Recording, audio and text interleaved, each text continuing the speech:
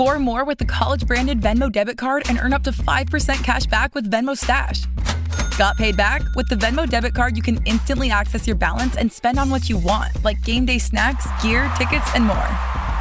The more you do, the more cash back you can earn. Plus, there's no monthly fee or minimum balance. Sign up now at Venmo.com/collegecard. The Venmo MasterCard is issued by the Bancorp Bank N.A. Select schools available. Venmo Stash terms and exclusions apply at venmo.me/stash terms. Max $100 cash back per month. Hi, this is NC Insider Editor Brian Murphy, and thanks for listening to another episode of Under the Dome. Will Doran of the News and Observer and I talked a lot in this episode about North Carolina's new legislative districts, the 18 districts among the House and the Senate that may be the most competitive races to watch in 2022. At the beginning of the episode, we talked about some other events happening in North Carolina politics, and I just wanted to record this and give you a sense that a couple of things have changed. We talked a little bit about the latest challenge to Madison Cawthorn and his eligibility to run for Congress. Hearing had been scheduled for Monday. That meeting has been rescheduled till later in March. And then secondly, we talked a bit about the possibility of North Carolina state lawmakers challenging the North Carolina Supreme Court's decision on the redistricting maps all the way to the U.S. Supreme Court. That has happened. That happened after we recorded this episode. That challenge has been made. That appeal has been made to the U.S. Supreme Court. We'll see what the Supreme Court does, if they'll hear the appeal, if they won't hear the appeal in the coming weeks. But just wanted to let you know that we are up to date on the news that's happening. Thanks for listening. I hope you enjoy the episode. For the News and Observer and NC Insider, I'm Brian Murphy, your host for this episode of Under the Dome. I'm joined today by Will Doran of the News and Observer, and there's obviously a lot of stuff happening in the world, not to mention a war in Russia, a Supreme Court nomination, and here in North Carolina, we've certainly had our fill of news about the maps, the legislative and congressional maps. In today's podcast, we're really going to talk about the legislative maps, which I don't know have gotten quite as much attention as the congressional maps. But first, we like to give you three things to look forward to this week. Number one, news on Madison Cawthorn. Yeah, today, actually, there's going to be a federal court hearing in the lawsuit that Representative Madison Cawthorn has filed against the state. For anyone who has missed that, what's happening is there's a group of voters who are trying to prevent Cawthorn from even being able to be on the ballot at all, saying that because of his role in the January 6th Capitol riot. Exactly. They say that there's a part of the 14th Amendment of the Constitution says that if you take an oath to defend the Constitution, as all members of Congress do, and then go on to engage in insurrection against the government that you have previously sworn to defend, then you cannot rejoin said government. And so that was passed in relation to the Civil War to keep Confederate, congressmen who had left to go secede, join the Confederacy, to stop them from coming back after the war ended. But these voters are actually trying to apply that to Cawthorn now in relation, as you said, to the January 6th attacks. Cawthorn has, denied that was an insurrection and that he engaged in any insurrection. But he says even beyond that, this shouldn't apply to him because I guess back in the 1800s, a few years after this amendment passed, Congress kind of reversed course and said, actually, never mind, we're going to let all those Confederates back in anyways. This is probably worth its own entire podcast on the issue of January 6th and Cawthorn's eligibility. I think it's going to be fascinating. We're going to hear a lot about it in the weeks to come. One other court case, lawyers always make money, that we should keep an eye on is whether or not state lawmakers challenge the ruling of the trial court and the appellate court or the Supreme Court all the way up to the U.S. Supreme Court, particularly on the congressional maps. There's been some talk that they're considering a challenge all the way up to the U.S. Supreme Court. Yeah, that'll be interesting to watch. I mean, throughout this whole process, really ever since early February when the North Carolina Supreme Court overturned this congressional map, the question has been, okay, will the legislature try to take this up to the U.S. Supreme Court, which has a Republican majority, unlike the state Supreme Court, which has a Democratic majority. And they so far have not, but they've also told us, look, we're keeping all our options open just because we haven't appealed yet doesn't mean we're not going to. But I mean, we're getting down to the wire here. Candidate filing started last week for the 2022 elections. So, I guess it's still a possibility, but you would think that if there was going to be an appeal, it probably would have happened already. But also, if you're going to appeal something to the Supreme Court, you want to take it seriously. You don't want to just write it up in a day, kind of wing it. Late last week, I was told that discussions were still ongoing, that the legislative leaders had not yet decided their next course of action. Maybe they'll let the filing period end and the election happen and then challenge, because there really is they see a constitutional argument here that the court is not giving them time to rewrite, that the court is taking this ability or redraw the maps, that the court is taking this ability away from the legislature who has it in the North Carolina Constitution, who has the ability to draw these maps. So I think, as you said, you want to be serious if you're going to go to the U.S. Supreme Court, but I do think they think that there's a constitutional issue that needs to be settled at some point. Maybe that point is not before the May primary. Right. Yeah. I mean, and you know what? There's a very good chance of whatever happens that, we're going to be back doing this a year from now.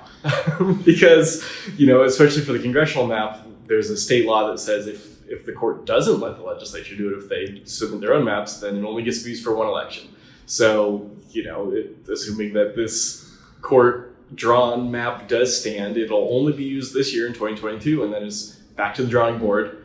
And whichever party controls the legislature after the 2022 elections will get to control that redistricting too, which I think probably brings us to the main point of today's podcast, which is those state legislative maps, because, that's going to determine in a large part who does control the legislature and that next redistricting process and all of that. Also, another good podcast in the future is who controls the Supreme Court may ultimately determine who controls this redistricting process. But Will's right. The main topic that we're going to look at today are these very close competitive legislative districts, or at least they've been close based on composite election data from 2016 and 2020. These are the districts that could determine, how big a majority the Republicans have in the legislature and whether or not they have a supermajority.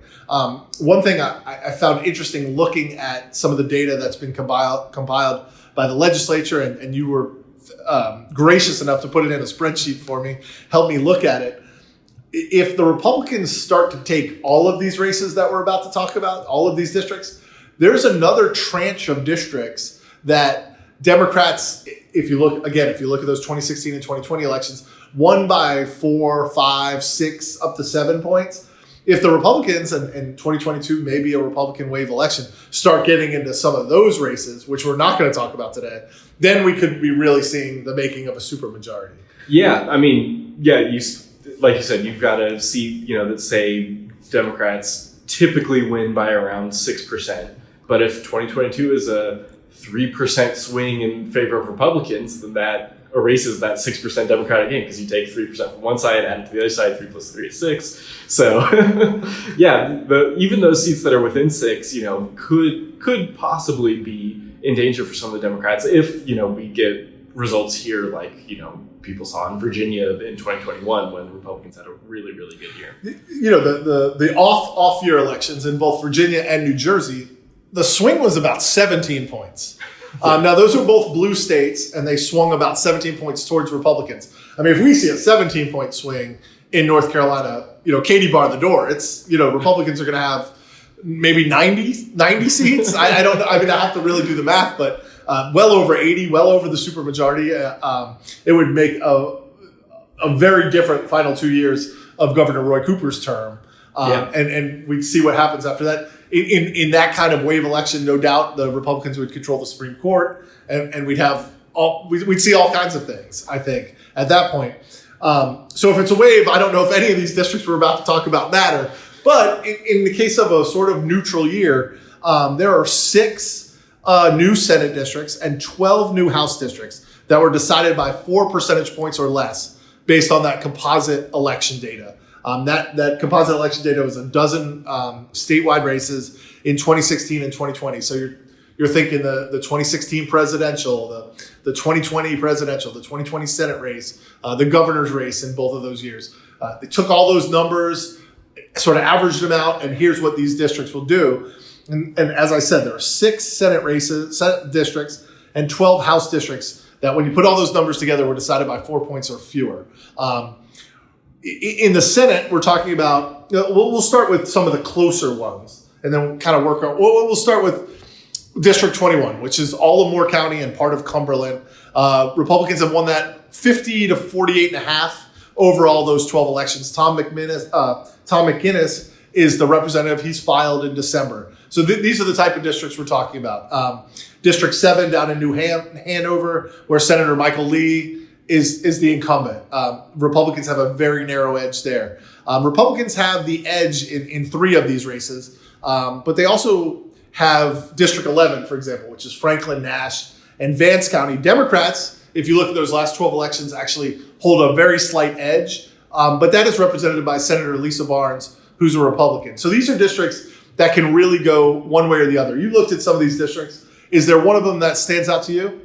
I think that the Michael Lee race will really be an interesting one to watch. That's a district that's flipped back and forth a few times in recent years, and it's largely stayed the same shape. Actually, what they drew in this most recent round actually looks a lot like a district that got ruled unconstitutional in 2019 in a different redistricting lawsuit, which basically they had taken all of New Hanover County itself is just barely too big to have one Senate district, just because of the population. So it has to be split somehow. The question then just becomes, how do you split it? And what Republicans have done so far in the past is take out downtown Wilmington, where there's particularly a lot of majority black neighborhoods in the areas kind of just north and just south of downtown.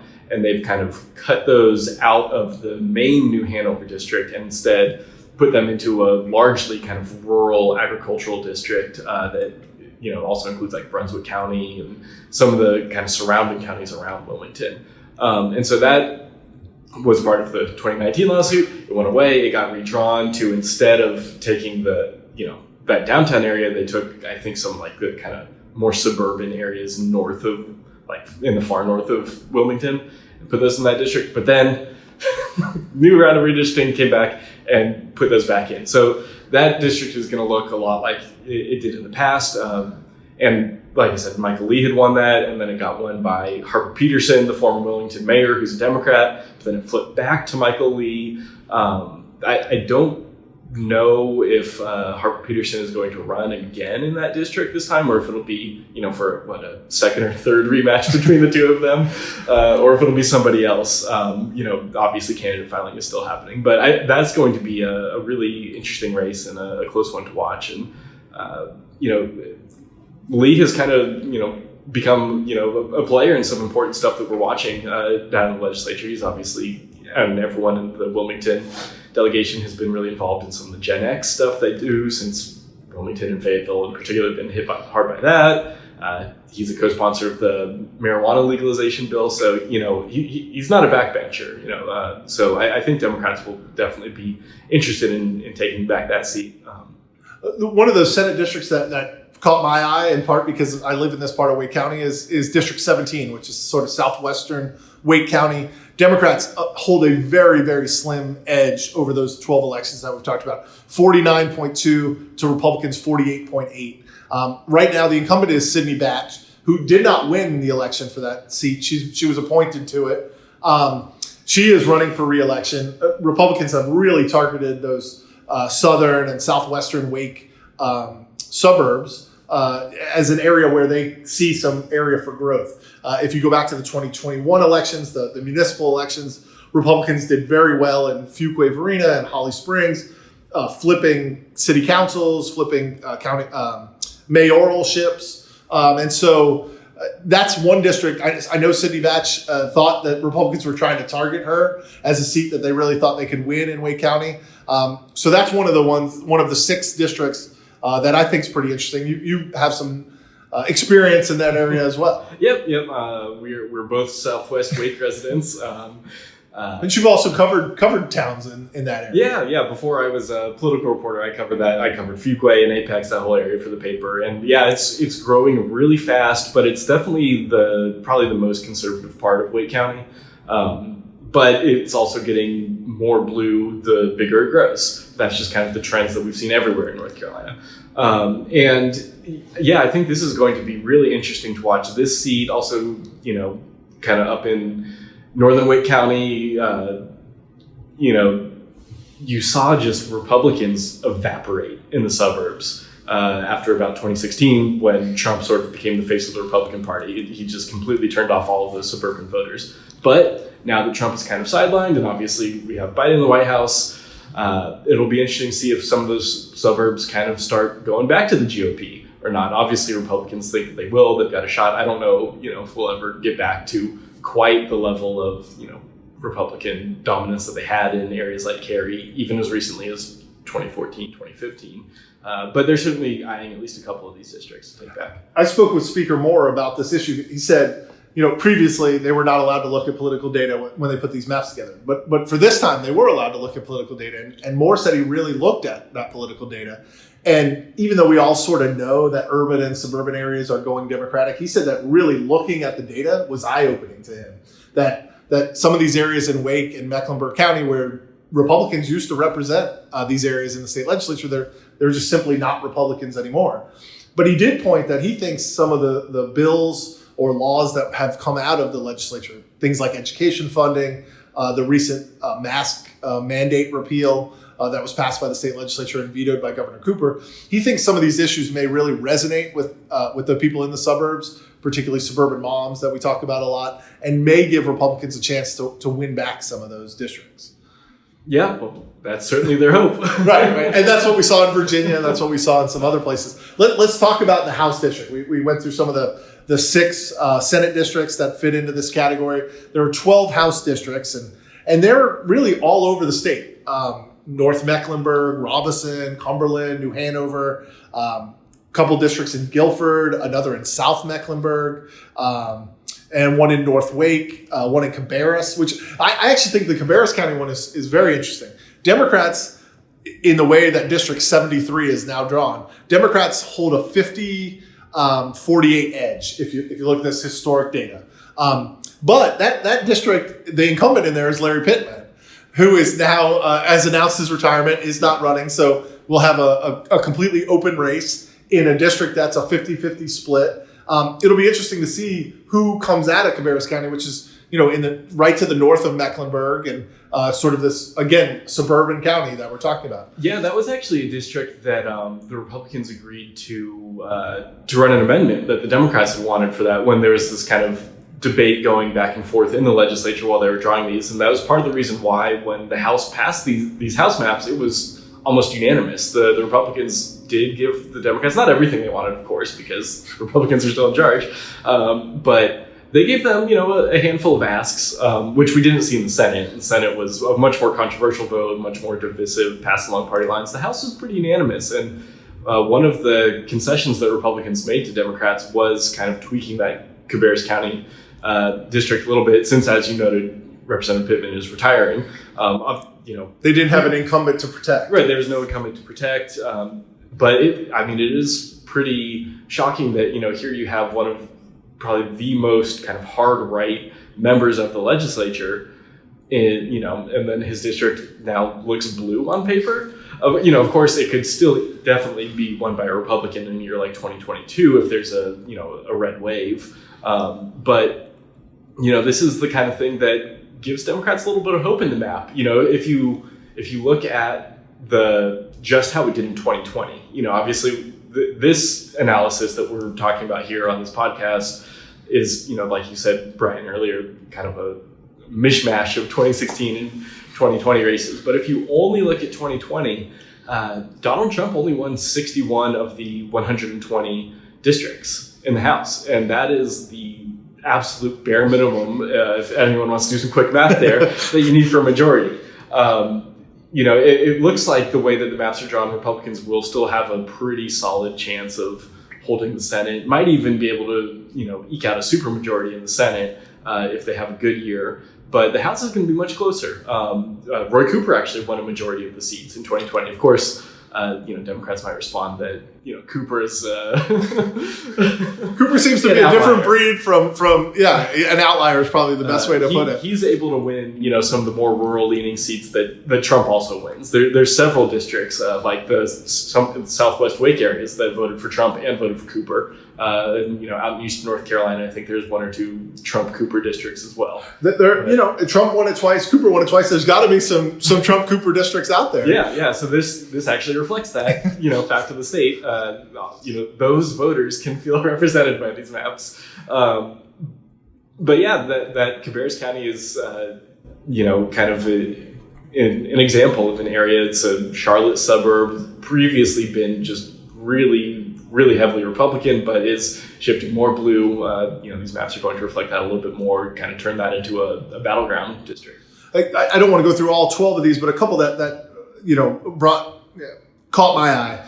District 103, which is in South Mecklenburg, Rachel Hunt, daughter of former Governor Jim Hunt, holds that seat. She's filed to run for the state Senate. That's a 49.9 to 48.8 seat. So that's going to be another open seat that's going to be heavily contested. John Hardister's district in Guilford County is one of these. Brian Farkas's district in Pitt County is one of these. But the one I want to focus on and give it our listenership is the one in North Wake. It's Representative Terrence Everett holds that district. He's a Democrat. That is a 50.1 to 48.6 district. So just a slight bit of movement to the Republican side. And Terrence Everett, who has not filed at this point, but may very well file this week, a little bit of movement to the Republican side, and he'll lose that seat. What do you see in that North Wake district that might be a telltale? Well, compared to a lot of the more rural areas of the state that are more Trumpy, that's very much kind of a country club Republican sort of district. I mean, it's a wealthy area. It's where literally a lot of the country clubs in Wake County are. That's a lot of Wake Forest. That's kind of the area we're talking about, north central Wake County. Yeah. It's kind of your classic, wealthier suburban area that Republicans used to do really well in, is currently represented by a Democrat, but could flip back, kind of depending on how the national mood is here in 2022 with these midterms. There's so many issues, we'll stay in our lane here and talk about state politics, but, people have been talking about, the war in Ukraine jack up gas prices, and will that help Republicans because Biden is in the White House while gas prices are rising and people really, care about the bottom line. I mean, it's the economy, stupid. Well, the amazing thing is, as we sit here in February, the election is not until November. We could see large swings. I mean, there are massive events happening right now. Not only the war in Ukraine and what that might spiral into. We just saw there's going to be a Supreme Court nomination fight. The Supreme Court may ban abortion federally in June or July, and that may end up dominating the election. In this Twitter hyper quick, it seems like we run through issues very, very quickly. Like, what we were talking about in January is no longer an issue by the end of February. So to project what the issues are going to be in November is almost impossible. That being said, President Biden's approval ratings are hovering around 40. It's tough to move those, as we saw throughout the Trump presidency.